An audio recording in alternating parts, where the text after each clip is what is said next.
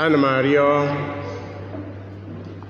the Anglican priests here, and make a loon.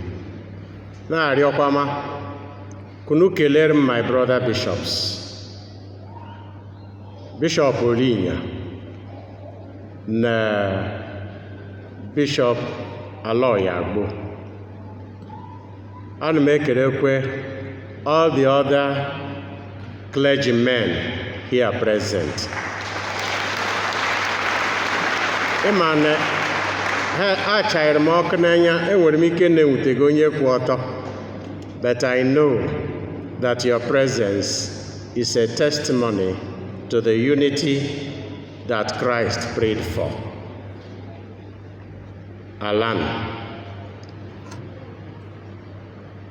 And make a lendo choir. Ordinarily, I would have sent somebody to stop you halfway,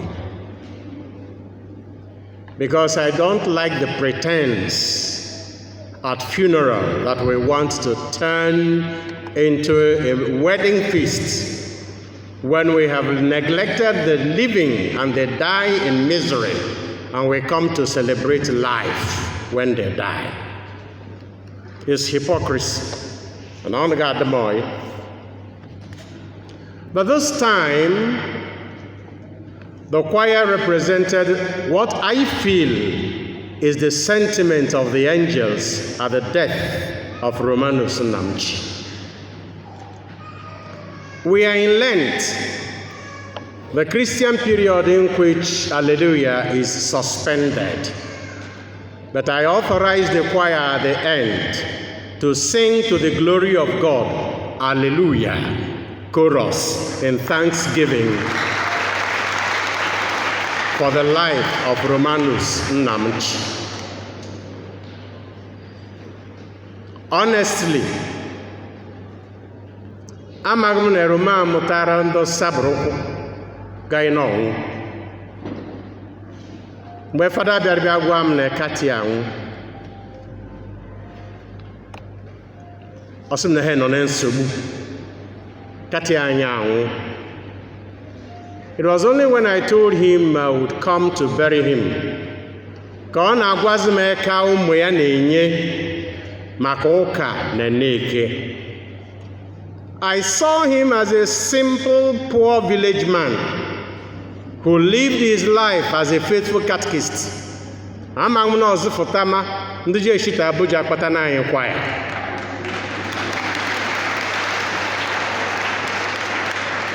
But the son said the main thing. The example he left is a challenge. No, but no wagon in Nenya. And the Nneke, Abra no Koshishi, Adagani met. Nakare, a washer and Allah. Roma is gone. Who is there in his place? My brother Bishop Agbo will always remind me, when I see an Obukwage rola, Kechukwu Jichianyu, Kochukwu Chianyu Bishop.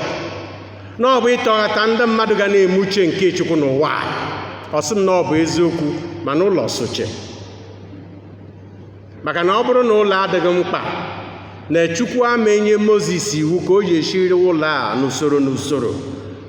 And Ozabro, no Werendo Jabola. And he is right. Maniem na gwandabanye, especially in the Nneke, ndi came dinner in the Soka diocese. O kaina kaketa abagon ke nele cathedral no loka. Makane fada kuru kuchuku saino oboka flower. Obrota name with flower, we thank God, because flowers are still useful. Manufodnima yen we get a flower, I be We are in need of Christians in Nigeria, in Igbo land, and Igbo Nsukka today. Hard to go, head and ahead of you. ana ihe anyị na-ayachi na-agọ mma ana m agwa unu ndị mara nsọ gbasara ihe ịgọ mma a na-emaghị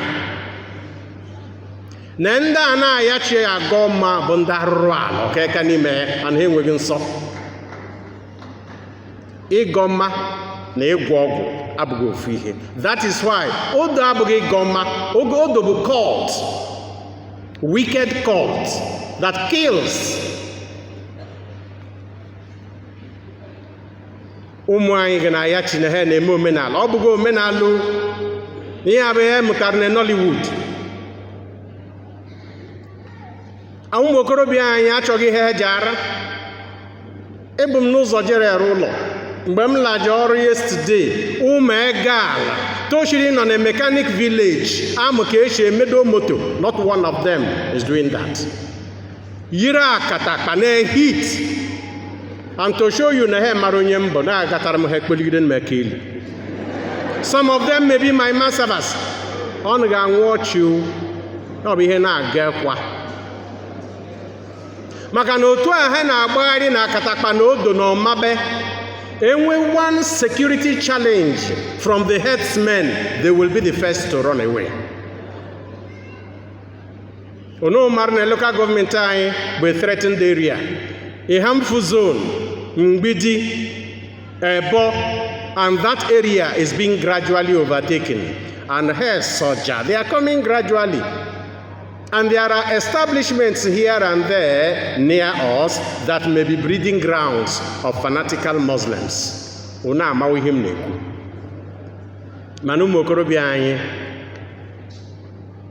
nọ n'ala ndụ ha n'iyi na ha na-agwọ ọgwụ eme akatakpa eme ọmado. These men have fought the fight and they are going home in glory. N'ọgaba anyị bụ ndị aghara ka anyị marịzi ihe anyị ji asị ha na ha nwara. Under Kati, I thank you. Unu bịa shiri ike. Ana m arịọ unu, o nwere nsogbu anyị nwere na Catholic Church kịta. A ga-eji akọ anyị ọnụ. Ya bụ ihe bụ clearance. Na anyị na-asị onye ọbụla arụmọrụ dị na ya mgbe ọ dị ndụ. Na ọnwụ hụ ma ọ bụla enwele nsogbu. Ma ọ bụ ojekọ n'igba akwụkwọ ma ọ bụla enwele problem. But unu bụ ndị Kati maara na oge ụfọdụ na ọ bụ ndị Catechist na cause the confusion. Asịrị m unu lilewu, mana unu amaghị ihe m na-ekwu. Ụfọdụ na-achaji ihe fada ga-ama gị maka ya, and ha nata ewere ụfọdụ tii na pocket. It is true. Mana ihe m na-arịọ unu bụ ndị n'ebe a bụ ka unu nye ka kọwade na ndị ụka ọrụ dị na ha. And onye ihe mere unu nye ka ma ọ bụla echele na anyị bụ ndị ụka bego bụ anyị na-achọ. I am sure nobody will say that of Romanus Nnamchi Tenazi. We have a lot to learn from him. Ya ka m na-ekwu, jisie n'ike ndị kwuchiri ike n'ime unu, anaghị akwụ unu salary. But the sacrifices you make are recorded by God. Knights of St. John and their ladies. Hey, juru ụlọ ụka, but you can't recognize them because they are not in their uniforms. Why? Knights and ladies of St. John International, if you are not presently where you should be in the Catholic Church, it is because for some of you, some, and very few, there is no difference between knighthood in the Catholic Church and cultism. And those people are distracting you. And for those people, once you remove the uniform of the knights, you discover they are naked. Sort them out. Either you convert them or you expel them so that you live your life as Catholics.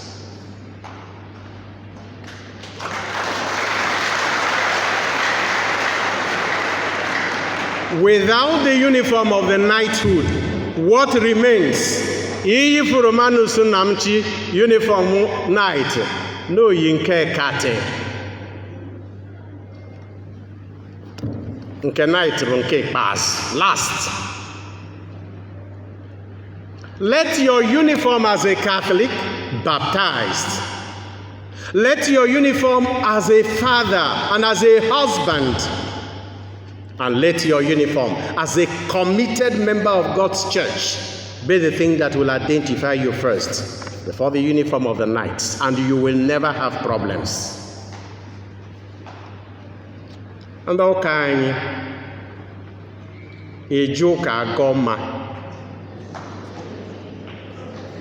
Let me warn you, every one of us was consecrated to God at baptism. Consecration with the chrism. You are dedicated forever to God. Abia Mass. This afternoon, the Mass. Mass have a hymn incense. Uhenda Father incense. Obia Hegibonyoka incense. What do you think it means? You are offered in sacrifice to God, and your life should be pleasing to Him as the smell of the incense. You have destroyed your life forever because you have been consecrated to God, except on your own now. You walk away from the church. This hypocrisy is destroying our land. Ndoka jurumbele, maybe nobody wego nyoka. Our lives are offered to God as sacrifice and as prayer.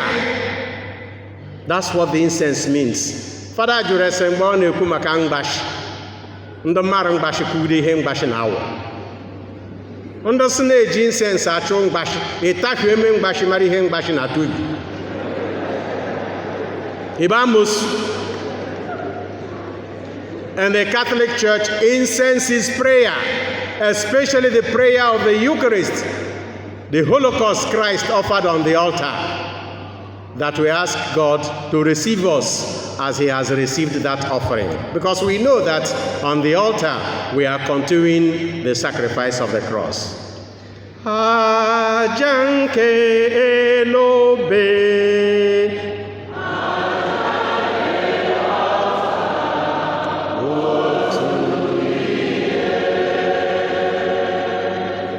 Makanobo Christino Weya O Ole Traja Boroba Iheja Nelobe Anna Wamme Manobu Anota Tingosi Sikeni Boko Indio Kochu.